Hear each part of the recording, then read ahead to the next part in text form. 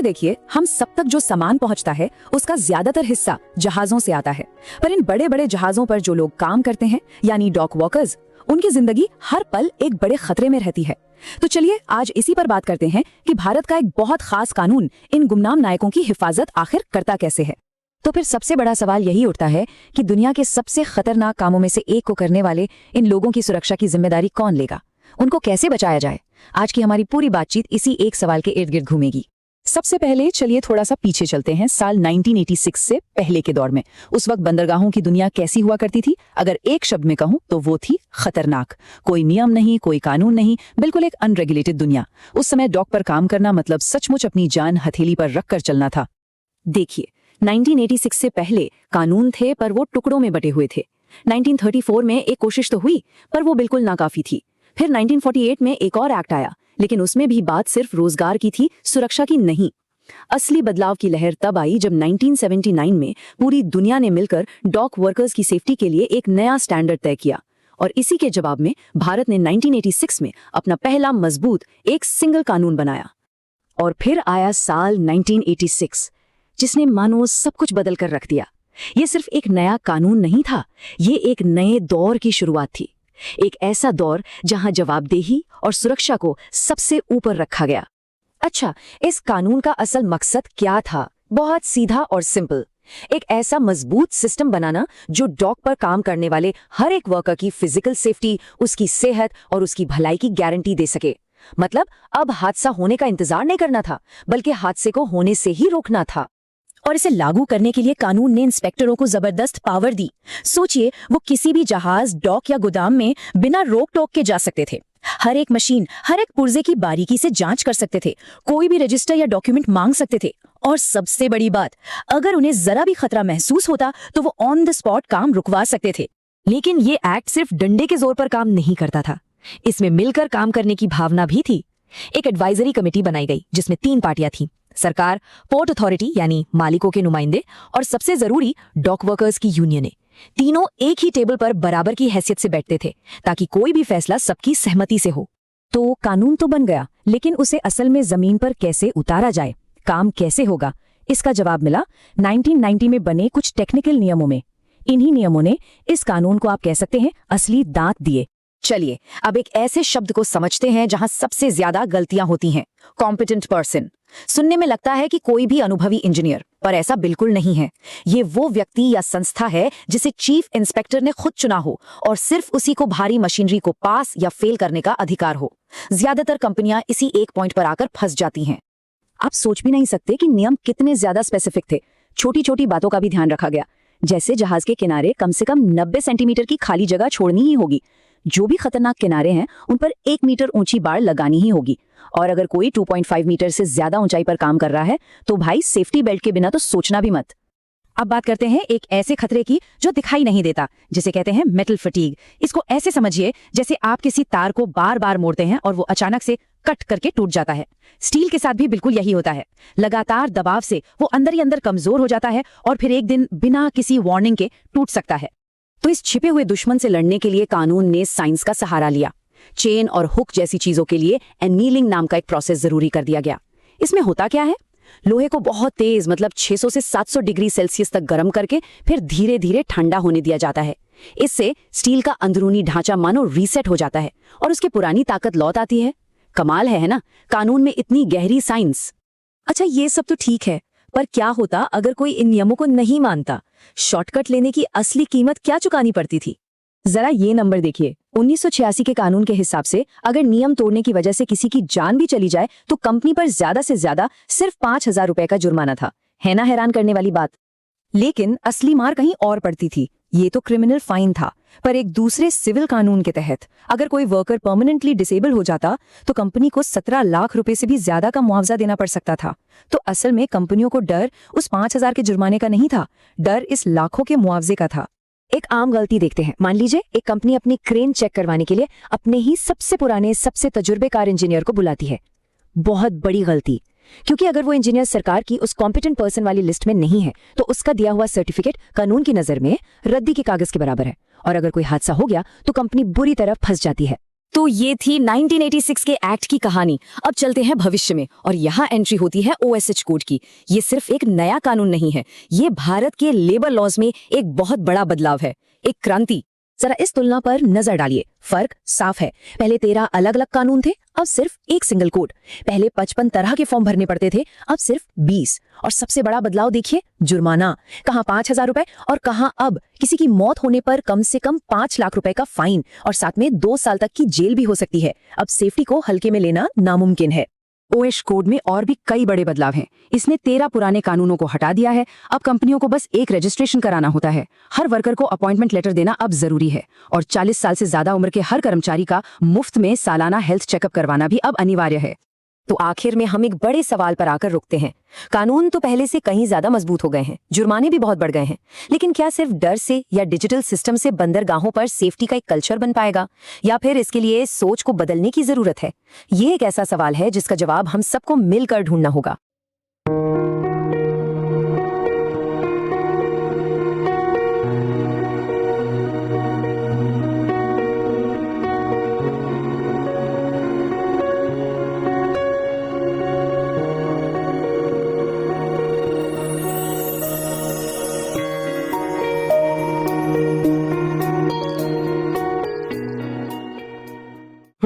आज जिस विषय पर हम चर्चा करने वाले हैं, मतलब वो एक ऐसी दुनिया के बारे में है जिसे आमतौर पर देखा नहीं जाता, लेकिन हमारी और पूरी दुनिया की रोजमर्रा की जिंदगी का हर छोटा बड़ा हिस्सा उस पर निर्भर करता है। हाँ बिल्कुल, और एक ऐसी कड़ी है जिसके बिना आर्थिक पहिया 1 इंच भी आगे नहीं बढ़ सकता। सही कहा। तो इस गहरे विश्लेषण में हम बात कर रहे हैं भारत के समुद्री बंदरगाहों की, यानी पोर्ट्स की, और विशेष रूप से वहां काम करने वाले डॉक वर्कर्स की सुरक्षा, उनके कानूनी अधिकार और इस पूरे सिस्टम को चलाने वाले कानूनों के विकास की। हमारे पास इस विषय से जुड़े कई एग्जॉस्टिव लीगल और प्रैक्टिकल एनालिसिस के डॉक्यूमेंट्स मौजूद हैं। और हमारा मिशन यही है कि इन बेहद जटिल कानूनी दस्तावेजों और इंजीनियरिंग स्टैंडर्ड्स के बीच से सबसे जरूरी और हैरान करने वाली जानकारियां निकाली जाएं। देखिए, सोचिए एक पल के लिए, एक विशाल क्रेन का अचानक टूट जाना या हवा में लटकते हुए एक 50 टन भारी कंटेनर का जमीन पर गिर जाना, ये कोई बुरी किस्मत या आम हादसा नहीं होता। इनके पीछे फिजिक्स और लॉ दोनों का एक भयानक फेलियर छिपा होता है। वही तो, लोग इसको हादसा मान लेते हैं, पर असल में ये एक सिस्टम का टूटना होता है। आज हम यही समझेंगे कि कैसे 1986 के एक कानून ने इन हादसों को रोकने के लिए नियम बनाए, और अब नया OSH कोड 2020 इस पूरे सिस्टम में क्या क्रांति ला रहा है। चलिए इसे अनपैक करते हैं। ये जानना इसलिए जरूरी है क्योंकि चाहे किसी का बैकग्राउंड लॉ में हो, लॉजिस्टिक्स में हो, या सिर्फ नई और दिलचस्प चीजें सीखने का शौक हो, ग्लोबल सप्लाई चेन की ये कड़ी पूरी दुनिया को प्रभावित करती है। अगर किसी बड़े पोर्ट पर एक दिन के लिए भी काम रुक जाए तो इसका असर सीधा ग्लोबल इकोनॉमी पर पड़ता है। बंदरगाह सच में किसी भी देश की आर्थिक धड़कनें होती हैं, और इन धड़कनों को चलाने वाले वर्कर्स की सेफ्टी सबसे अहम मुद्दा है। लेकिन अगर हम थोड़ा पीछे जाएं और इतिहास के पन्नों को पलटें तो हालात हमेशा से ऐसे नहीं थे। मतलब 1986 से पहले के वक्त की बात कर रहे हैं हम? हाँ, उस समय डॉक वर्कर्स के लिए जो कानून थे वो बहुत ही बिखरे हुए और पुराने थे। मुख्य रूप से 1934 का इंडियन डॉक लेबर एक्ट और 1948 का डॉक वर्कर्स एक्ट काम में लाए जाते थे। देखिए, ये कानून उस जमाने में लिखे गए थे जब माल को बोरियों में और छोटे लकड़ी के डब्बों में लादा जाता था। वर्कर्स अपने कांधों पर सामान उठाते थे। हाँ, और वर्ल्ड वॉर 2 के बाद तो ग्लोबल ट्रेड में एक बहुत बड़ा बदलाव आया था। कंटेनराइजेशन का दौर शुरू हुआ, यानी वही बड़े बड़े लोहे के कंटेनर्स जो आज हम ट्रक्स और ट्रेन्स पर देखते हैं। एकदम सही। जब ये कंटेनराइजेशन आया होगा तो पुराने कानून तो बिल्कुल बेकार हो गए होंगे, क्योंकि एक इंसान के कंधे पर बोरी उठाने के नियम और एक विशाल क्रेन से 50 टन का लोहे का डब्बा उठाने के नियम एक जैसे तो हो ही नहीं सकते। यही सबसे बड़ी समस्या थी। वो पुराने कानून इन नई तकनीकों और हैवी लिफ्टिंग वाली मशीन्स के साथ तालमेल ही नहीं बिठा पाए। उन कानूनों में ऐसी कोई टेक्निकल डिटेल नहीं थी जो इन मैसिव क्रेन्स और स्टील कंटेनर से जुड़े हादसों को रोक सके। इसके अलावा इन नए कानूनों के बनने के पीछे सिर्फ घरेलू जरूरत नहीं थी, बल्कि एक बहुत बड़ा इंटरनेशनल दबाव भी काम कर रहा था। इंटरनेशनल लेबर ऑर्गेनाइजेशन की बात कर रहे हैं ना? हाँ, इंटरनेशनल लेबर ऑर्गेनाइजेशन, जिसे हम ILO कहते हैं, उसने 2 बहुत मुख्य कन्वेंशंस बनाए थे, कन्वेंशन नंबर 32 और कन्वेंशन 152। इन अंतर्राष्ट्रीय कानूनों ने भारत जैसे सभी सदस्य देशों पर दबाव बनाया कि वो अपने डोमेस्टिक लेबर लॉस को इन ग्लोबल सेफ्टी स्टैंडर्ड्स के बराबर लेकर आएं। तो इसका मतलब है कि 1986 का the dock workers safety health and welfare act सिर्फ एक रूटीन अपडेट नहीं था, बल्कि इंटरनेशनल स्टैंडर्ड से मैच करने की एक मजबूरी और जरूरत दोनों थी। इन सोर्सेज को पढ़ते हुए एक चीज जो तुरंत मेरा ध्यान खींचती है वो है इस कानून का प्रिवेंटिव अप्रोच। हाँ, प्रिवेंटिव अप्रोच बहुत जरूरी मुद्दा है इसमें। पुराने कानून ज्यादातर इस बारे में बात करते थे कि हादसा होने के बाद मुआवजा कैसे दिया जाए, लेकिन ये 1986 का एक्ट इस बारे में है कि हादसे को शुरू होने से ही कैसे रोका जाए। वैसे इस एक्ट की जुरिस्डिक्शन के बारे में एक एक्सेप्शन दिया गया है जो थोड़ा अजीब लगता है। कानून पूरे देश के सभी मेजर और माइनर पोर्ट्स पर लागू होता है, लेकिन ये वॉरशिप्स यानी युद्धपोतों पर लागू नहीं होता। ऐसा क्यों है? देखिए, वो इसलिए क्योंकि वॉरशिप्स को कानूनी भाषा में सॉवरेन इम्यूनिटी प्राप्त होती है। इसको आसान शब्दों में समझें तो एक मिलिट्री जहाज, चाहे वो इंडियन नेवी का हो या किसी और देश की नेवी का, वो आम कमर्शियल जहाज नहीं होता। वो अपने आप में एक फ्लोटिंग मिलिट्री बेस होता है जिसके अपने अलग और हाईली क्लासिफाइड रूल्स और प्रोटोकॉल्स होते हैं। ओह, मतलब वहां मिलिट्री सीक्रेट्स का एंगल आ जाता है। बिल्कुल, वहां एक आम लेबर इंस्पेक्टर जाकर इंस्पेक्शन नहीं कर सकता क्योंकि वहां नेशनल सिक्योरिटी का मुद्दा होता है। इसीलिए उन्हें इस सिविलियन लेबर लॉ के दायरे से बाहर रखा गया है। ये लॉजिक काफी साफ है। अब थोड़ा जमीन पर आते हैं जहां एक्चुअली कमर्शियल काम होता है। कानून तो बन गया, लेकिन उसको लागू करवाने के लिए जो फोर्स बनाई गई, जिसे इंस्पेक्टरेट ऑफ डॉक सेफ्टी कहते हैं, उनके पास आखिर कितनी पावर होती है? मैंने जो दस्तावेज देखे उनमें लिखा है कि किसी आम फैक्ट्री इंस्पेक्टर के मुकाबले इनके पास पुलिस जैसी ताकत होती है। मैं तो कहूंगा कि इनकी ताकत पुलिस से कम नहीं है और कुछ मायनों में शायद ज्यादा ही असरदार है। एक इंस्पेक्टर किसी भी वक्त, दिन हो या रात, बिना किसी लंबे नोटिस के किसी भी शिप, डॉक या वेयरहाउस में दाखिल हो सकता है जहां डॉक वर्क चल रहा हो। उन्हें रोका नहीं जा सकता। अगर इंस्पेक्शन के दौरान उन्हें लगता है कि किसी रूटीन प्रोसेस में वर्कर की जान को सीधा खतरा है तो वो सिर्फ एक वार्निंग पेपर थमाकर वापस नहीं आते। तो क्या करते हैं वो? कानून उन्हें एक फॉर्म IX प्रोहिबिटरी ऑर्डर जारी करने की ताकत देता है। और ये फॉर्म IX ऑर्डर किसी आम वार्निंग से इतना अलग कैसे है? क्या इससे सच में उन बड़े पोर्ट ऑपरेटर्स को डर लगता है? डर काफी छोटा शब्द है। ये ऑर्डर किसी ब्रह्मास्त्र से कम नहीं है। जैसे ही इंस्पेक्टर ये ऑर्डर साइन करता है और किसी क्रेन या शिप पर चिपकाता है, उस हिस्से का सारा काम उसी सेकंड रुक जाता है। ये सिर्फ पेपर का टुकड़ा नहीं है, ये एक आर्थिक नुकसान का हथियार है। सोचिए, एक बड़ा कार्गो शिप पोर्ट पर खड़ा है और हर घंटे का किराया हजारों डॉलर्स में होता है। बाप रे, यानी घंटों के हिसाब से लाखों का नुकसान। हाँ, अगर इंस्पेक्टर ने फॉर्म IX लगा दिया तो शिप की लोडिंग रुक जाएगी। कंपनी को हर दिन लाखों करोड़ों रुपए का नुकसान होगा और ये ऑर्डर तब तक वापस नहीं लिया जाता जब तक इंस्पेक्टर खुद दोबारा आकर उस खतरे को ठीक होते हुए नहीं देख ले। ये आर्थिक नुकसान का डर ही उन्हें सेफ्टी रूल्स फॉलो करने पर मजबूर करता है। यहाँ सबसे दिलचस्प बात यह है कि इस कानून के ढेरों पन्नों के बीच एक टर्म का इस्तेमाल किया गया है जिसे कॉम्पिटेंट पर्सन कहते हैं। हाँ, ये वर्ड पढ़ने में तो एकदम आम शब्द लगता है। ऐसा लगता है कि कोई भी समझदार या अनुभवी इंसान कॉम्पिटेंट हो सकता है। लगता तो है, लेकिन इसकी कानूनी डेफिनेशन इतनी सख्त है कि सबसे ज्यादा पोर्ट ऑपरेटर्स इसी शब्द को गलत समझने के चक्कर में फंसते हैं। इस पर मैं थोड़ा रुकना चाहूंगी, क्योंकि मुझे पहले लगता था कि अगर किसी पोर्ट ऑपरेटर के पास 20-25 साल का एक्सपीरियंस वाला एक बहुत बढ़िया मैकेनिकल इंजीनियर है तो वो उसी से अपनी 50 टन की क्रेन और उसकी चेन्स का इंस्पेक्शन करवा लेंगे। उस इंजीनियर को तो मशीनरी इसकी पूरी समझ होगी ही। तो क्या कानून उस अनुभवी इंजीनियर को कॉम्पिटेंट पर्सन नहीं मानता? बिल्कुल नहीं मानता। कानून के आगे उस इंजीनियर का 20 साल का एक्सपीरियंस जीरो है अगर उसके पास कानूनी मान्यता नहीं है। 1990 के रेगुलेशंस के हिसाब से एक कॉम्पिटेंट पर्सन सिर्फ और सिर्फ वही व्यक्ति हो सकता है जिसे chief inspector of dock safety द्वारा ऑफिशियली अप्रूव किया गया हो और जो किसी मान्यता प्राप्त टेस्टिंग एस्टेब्लिशमेंट से जुड़ा हो। ये कानूनी थप्पा है। अच्छा, तो मतलब अगर किसी कंपनी ने पैसे या वक्त बचाने के चक्कर में अपने ही किसी नॉन अप्रूव्ड इंजीनियर से इंस्पेक्शन करवा लिया तो लीगली वो इंस्पेक्शन हुआ ही नहीं। एकदम सही। और भगवान न करे अगर अगले दिन उस क्रेन से कोई हादसा हो गया तो कंपनी का डायरेक्टर ये नहीं कह सकता कि हमारे बेस्ट इंजीनियर ने पास किया था। उस डायरेक्टर पर सीधे क्रिमिनल लायबिलिटी आती है और उसको जेल जाना पड़ सकता है। ये सिर्फ इंजीनियरिंग का नहीं, स्ट्रिक्ट लीगल कंप्लायंस का मामला है। ये सच में हैरान करने वाला है। जब मैं 1990 के रेगुलेशंस के डॉक्यूमेंट्स पढ़ रही थी, मुझे एक पल के लिए लगा कि ये कोई लेबर लॉ नहीं बल्कि किसी फिजिसिस्ट और मैकेनिक ने मिलकर कोई मैनुअल लिखा है। इन रेगुलेशंस में ऐसी ग्रैन्युलर डिटेल्स हैं जो सच में डीप डाइव को मजेदार बनाती हैं। जैसे एक नियम है कि समुद्र के किनारे जो वॉर्फ होता है जहां कार्गो रखा जाता है, वहां किनारे पर ठीक 90 सेंटीमीटर का क्लियर रास्ता होना ही चाहिए। आखिर इस स्पेसिफिक नंबर और इस रास्ते के पीछे क्या लॉजिक हो सकता है? इसके पीछे सीधी सी फिजिक्स और ह्यूमन सर्वाइवल का लॉजिक है। समंदर का किनारा बहुत खतरनाक जगह होती है। एक तरफ गहरा समुंदर और दूसरी तरफ कंटेनर का पहाड़। जब एक विशाल क्रेन एक कंटेनर को स्विंग करती है तो वो हवा में घूमता है। अगर किनारे पर 90 सेंटीमीटर का क्लियर रास्ता नहीं होगा और वहां कोई रस्सी, मशीनरी या सामान रखा होगा तो वहां खड़ा वर्कर पीछे नहीं हट पाएगा, कर कुचला जाएगा। वही तो कानून इस क्लियर स्पेस को अनिवार्य बनाता है ताकि वर्कर के पास बचने की जगह हो। उसी तरह से हाइट वर्क यानी ऊंचाई पर काम करने के नियम भी काफी डिटेल में है। रूल्स के मुताबिक अगर कोई डॉक वर्कर जमीन से 2.5 मीटर से ऊपर किसी स्टेजिंग या प्लेटफॉर्म पर काम कर रहा है तो उसे एक फुल बॉडी सेफ्टी बेल्ट पहननी ही होगी। और सिर्फ बेल्ट पहनना काफी नहीं है, उस बेल्ट की लाइफलाइन किसी फिक्स्ड और मजबूत स्ट्रक्चर से जुड़ी होनी चाहिए। एक और रूल जो मुझे बड़ा प्रैक्टिकल लगा वो स्टेजिंग प्लैंक्स के बारे में था कि एक तख्ते पर एक वक्त में 2 से ज्यादा लोग खड़े नहीं हो सकते। कानून बनाने वालों ने प्लेटफॉर्म की वेट बेयरिंग कैपेसिटी को बहुत करीब से देखा था। लेकिन इस डीप डाइव में एक ऐसा पॉइंट आया जिसने मुझे पूरी तरह से रोक दिया। वो है मेटलर्जी और एनीलिंग का कॉन्सेप्ट। क्या सच में एक लेबर लॉ लोहे की इंटरनल केमिस्ट्री को कंट्रोल करता है? ये वाकई कानून और मटेरियल साइंस का सबसे अद्भुत संगम है। देखिए, बंदरगाह का माहौल किसी भी मेटल के लिए बहुत खराब होता है। समुद्री हवा खारी और नम होती है और वहां लगातार हजारों टन वजन उठाया जाता है। जब आप एक क्रेन की चेन से लगातार झटके के साथ वजन उठाते हैं तो उसके अंदर एक प्रोसेस शुरू होता है जिसे इंजीनियरिंग में मेटल फटीग या क्रिस्टलाइजेशन कहते हैं। यानी लोहा अंदर से थक रहा है। हाँ, आसान भाषा में चाहे लोहा बाहर से कितना भी मजबूत और नया दिखे, उसके अंदर का मॉलिक्यूलर ढांचा धीरे धीरे ब्रिटल यानी भुरभुरा और कमजोर होने लगता है।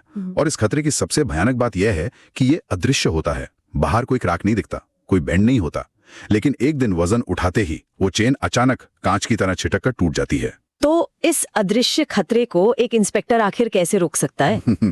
जो चीज दिखी नहीं रही उसके लिए फाइन कैसे लगाया जाएगा? इसका इलाज ही एनीलिंग है, जो कानून में मैंडेट किया गया है। कानून कहता है कि इन हेवी लिफ्टिंग चेन्स और हुक्स को हर 6 से 12 महीने में उनके साइज के आधार पर एक स्पेशल टेम्परेचर कंट्रोल फर्नेस यानी भट्टी में डालना अनिवार्य है। इन पार्ट्स को ठीक 600 डिग्री से 700 डिग्री सेल्सियस के बीच 30 से 60 मिनट तक जलाया जाता है और फिर धीरे धीरे ठंडा किया जाता है। और इस हीट ट्रीटमेंट से वो अंदर का क्रिस्टलाइज स्ट्रक्चर ठीक हो जाता है। बिल्कुल, वो स्ट्रक्चर रीसेट हो जाता है और उसकी ओरिजिनल मजबूती वापस आ जाती है। इंस्पेक्टर्स एक्चुअली पोर्ट पर आकर उन फर्नेसेस के टेम्परेचर लॉग्स चेक करते हैं। अगर लॉग बुक में एनीलिंग का रिकॉर्ड नहीं मिला तो वो तुरंत उस इक्विपमेंट को जब्त कर सकते हैं। ये पूरा प्रोसेस दर्शाता है कि इंस्पेक्शंस किस लेवल पर जाते हैं। लेकिन यहाँ एक बड़ा सवाल सजा के बारे में भी उठता है। जब मैं 1986 एक्ट के सेक्शन 14 को पढ़ती हूँ तो देखती हूँ कि अगर इन नियम का पालन ना करने की वजह से किसी वर्कर की मौत हो जाए तो अधिकतम फाइन सिर्फ 5,000 रुपए और शायद 6 महीने की जेल लिखी हुई है। 5,000 रुपए तो किसी बड़ी शिपिंग कॉर्पोरेशन के लिए कुछ भी नहीं है। क्या ऐसी सजा से इन बड़ी कंपनियों को कभी कोई डर लगता होगा? चीज उसके पीछे छिपी सिविल डैमेजेस हैं। असली आर्थिक झटका 1986 के इस एक्ट से नहीं बल्कि एम्प्लॉइज कॉम्पनसेशन एक्ट 1923 से आता है।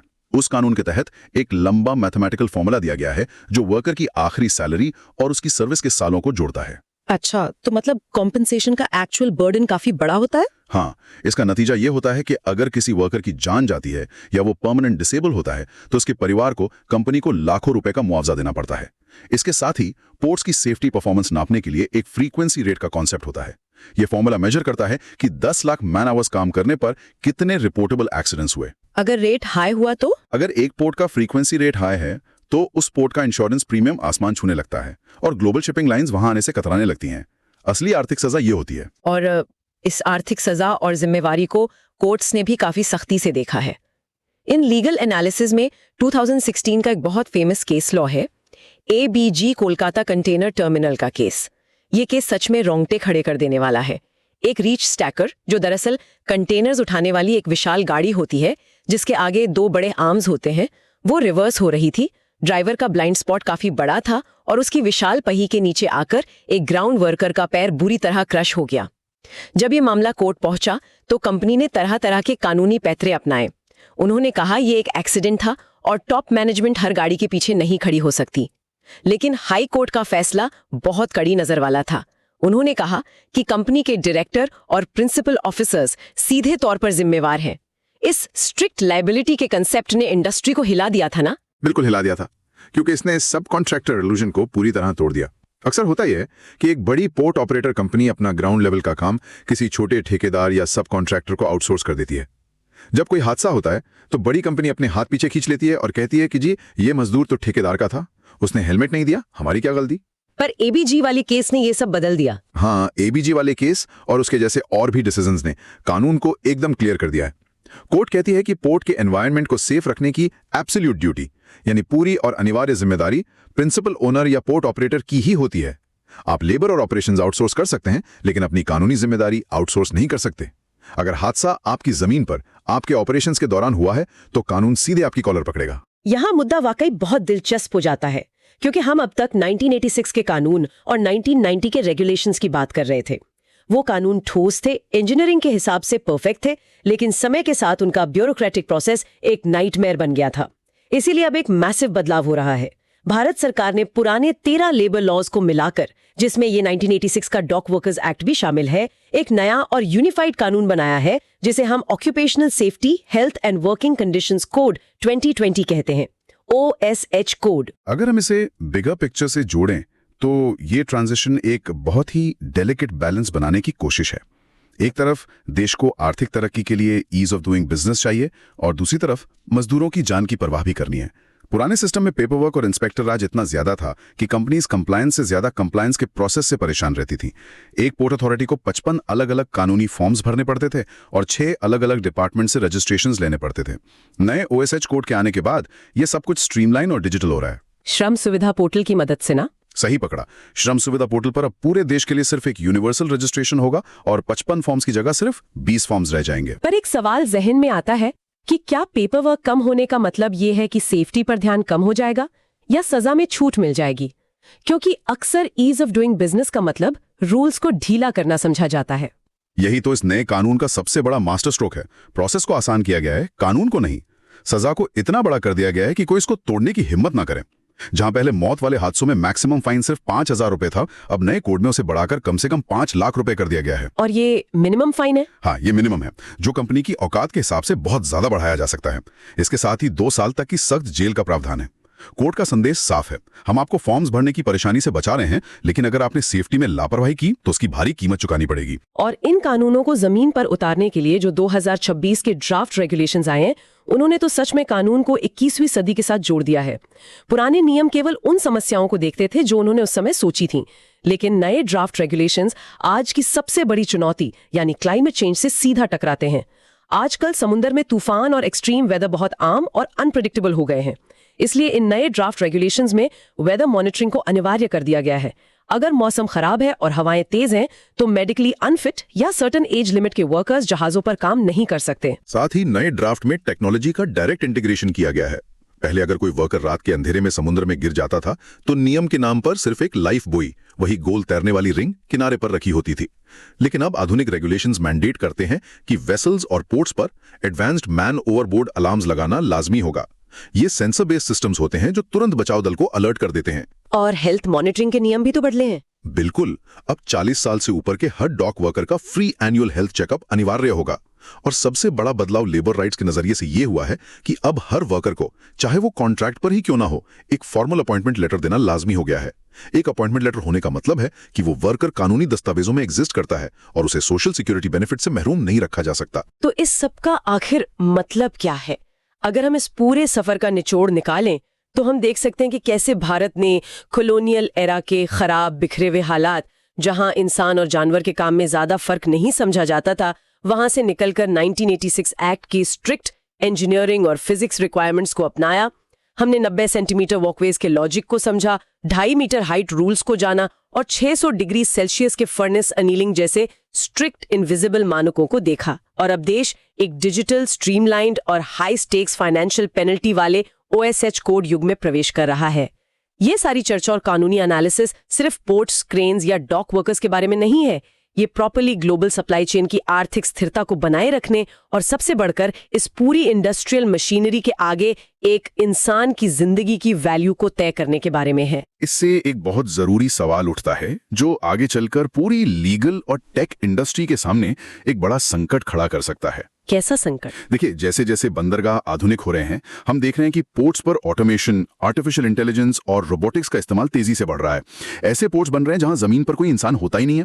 ऐसे में भविष्य में जब हादसा होगा तो लायबिलिटी किसकी होगी? सोचिए, अगर एक fully automatic AI driven crane है जिसमें कोई ड्राइवर बैठता ही नहीं है और उसके सॉफ्टवेयर की किसी कैलकुलेटिंग मिस्टेक से कोई 50 टन का कंटेनर गिर जाता है जिससे जमीन पर आए किसी मैकेनिक की जान चली जाती है, तो कानूनी तौर पर जेल कौन जाएगा? ये तो सच में सोचने वाली बात है। क्या उस विशाल क्रेन का मालिक जिम्मेवार होगा जिसे इस कोड की ABC भी नहीं पता? क्या उस AI का सॉफ्टवेयर लिखने वाली टेक कंपनी जिम्मेवार होगी जो शायद दुनिया के दूसरे कोने में बैठी है? ये क्या हमें भविष्य में ऐसी कानूनी व्यवस्था बनानी पड़ेगी जहां एक AI सिस्टम को ही लीगली जिम्मेवार ठहराया जा सके? ये सच में दिमाग को झकझोर देने वाला सवाल है।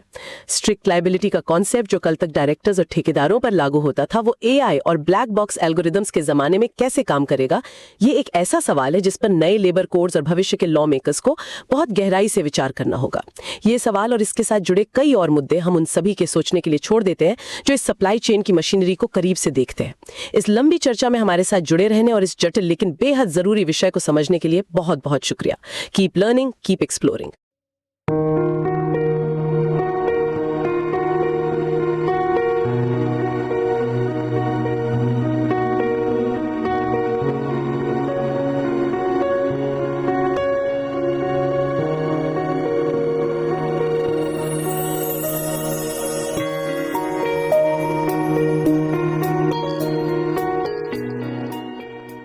You know, some laws don't make flashy headlines, but they are, quite literally, a lifeline for thousands of people. Today, we're diving deep into one of those laws, India's Dock Workers Safety Act of 1986. This is the legislation that brought some much-needed order and life-saving rules to one of the most dangerous workplaces you can imagine, the powerful, chaotic world of India's ports. So here's how we're going to break it all down. First, we'll get a real sense of the danger, to understand the problem. Then, we'll look at the landmark law that was created to solve it. After that, we'll see how the rules are actually enforced, what happens when things go wrong, and finally, we'll look ahead to the future of dock safety. Let's get right into it. All right, so to really get why the 1986 Act was such a game changer, you have to picture what it was like before. Safety at India's ports was basically a patchwork mess of old colonial-era laws, some dating all the way back to 1934. They just weren't designed for the modern world of massive ships and heavy machinery. And this really gets to the absolute core of the issue, right? Why is this particular environment so uniquely dangerous? The risks here aren't just an occasional thing. They are woven into the very fabric of the job, every single hour of every single day. I mean, just think about it for a second. You've got these massive cranes and lifting machines moving tons of weight overhead. You've got containers filled with hazardous, sometimes explosive materials constantly on the move. People are working way up high on slippery surfaces, and others are squeezed into tight, confined spaces like the holds of a ship. It's just a constant barrage of high-stakes risks. The old laws couldn't even begin to cover it. A change wasn't just needed, it was absolutely critical. And that critical change came in 1986. The Dock Workers Safety Act wasn't just a minor update, a few tweaks here and there. No, this was a ground-up overhaul. It was designed to take all those old, scattered rules and forge them into one single, powerful, and clear framework with a very simple goal: to keep people from dying on the job. So if you look at this timeline, you can really see the story unfold. You see the early attempts in 1934 and 48. But the real turning point, the thing that changed everything, was that ILO convention in 1979. The International Labor Organization set a new global standard for what a safe dock should look like. The 1986 Act was basically India saying, okay, we're stepping up. We're meeting that global standard. Now, this was one of the smartest things the lawmakers did. They defined dock work as broadly as they possibly could. Why? To close every single loophole. By saying it covers any work in or near a port related to cargo or even just getting the ship ready, they made it impossible for employers to say, oh, that worker isn't technically covered. It was a brilliant move to make sure everyone was protected. So a strong law on paper is one thing, right? But how do you actually make it work on the ground in the middle of all that noise and chaos? Well, the Act's real power comes from two things: a really strong enforcement arm and some incredibly specific engineering rules. So, let's meet the Inspectorate of Dock Safety. The best way to think of them is as the police of the port. These are the folks whose job it is to walk the docks and turn the words in the law book into a safer physical reality. And they aren't just there to take notes. Look at the power they have. An inspector can walk onto any ship, any dock, at any time. They can demand to see documents, inspect any machine, take photos, and get statements. But the most crucial power, the real lifesaver, is number 4. They can issue a legally binding stop work order. If they see a crane that looks unsafe, they can shut that entire operation down on the spot. That's immediate, decisive power. Okay, this next part is a really important legal detail, one that trips up a lot of companies. The law says equipment has to be certified by a competent person. Now, that doesn't just mean a guy who's been around for 30 years and knows his stuff. No, it's a very specific legal term. It means a person from a government-approved testing agency. If you get your buddy who's a great engineer to sign off on your equipment, that certificate is legally worthless. And if an accident happens, you're in a world of trouble. This is where the law's true genius lies, in the nitty-gritty details. This isn't just vague advice like be safe, it's a precise rule book. Walkways need at least 90 centimeters of clearance, fences must be at least 1 meter high, working above 2.5 meters, you must have a safety belt and a lifeline. These aren't suggestions, they are legally required measurements that directly stop people from falling, getting crushed, or worse. And check this out. This quote is talking about the invisible danger of metal fatigue. Over years of use, steel chains and hooks can get brittle on the inside.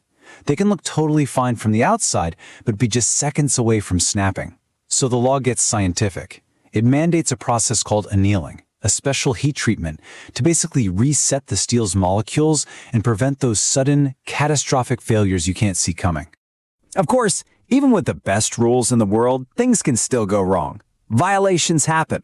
And when they do, and a worker gets hurt, the law kicks in with a 2-track system of justice. One track is for punishment, and the other is for compensation. This slide lays it out perfectly. On the left, you've got the criminal side. This is the state punishing the company or the manager who broke the rule. On the right, you have the civil side. This is a totally separate process. It's not about punishment, it's about providing direct financial help to the person who got hurt or to their family. Now, you might have noticed that the criminal fines are actually pretty small, topping out at just 5,000 rupees. And that's true, but that's where the civil side comes in with real teeth. Compensation isn't just some random number pulled out of a hat. It's calculated with this exact formula. Half the monthly wage multiplied by a special factor from the law that's based on the worker's age. This makes sure the payment is substantial and fair. So let's make this real. Using that formula, the family of a 30-year-old worker who tragically died on the job could receive over 15.5 lakh rupees. That one number shows you the real-world, tangible, life-altering impact of the compensation law. It's worlds away from the small criminal fine. Okay, so that brings our story right up to today. The 1986 Act was so foundational and successful that its core ideas are now being rolled into a much bigger, more modern framework for all workers in India, called the Occupational Safety and Health Code of 2020. And wow, when you put them side by side, the shift is just massive. The new OSHA code takes 13 separate safety laws and merges them all into one. It slashes paperwork, it unifies registrations, but just look at the penalties. The fine for a fatal accident goes from a maximum of 5,000 rupees to a minimum of 5 lakh rupees. That is a completely different level of deterrence. And the new era is about more than just bigger fines. It's also about being smarter. Now, every single worker needs a formal appointment letter. Workers over 40 get free annual health checks, and, reflecting the world we live in now, the law requires employers to monitor the weather and install advanced rescue systems. It's a move from just mechanical safety to protecting the total well-being of the worker. So we've gone on this journey from a past of confusing, outdated rules to a unified, modern, and much tougher safety code. We've seen how tiny details in engineering and powerful enforcement can literally save lives. And that leaves us with this final big question to ponder. As our laws get smarter and the penalties get tougher, are we finally getting close to a future where technology and regulation can make one of the world's most dangerous jobs completely safe? It's a powerful goal to consider.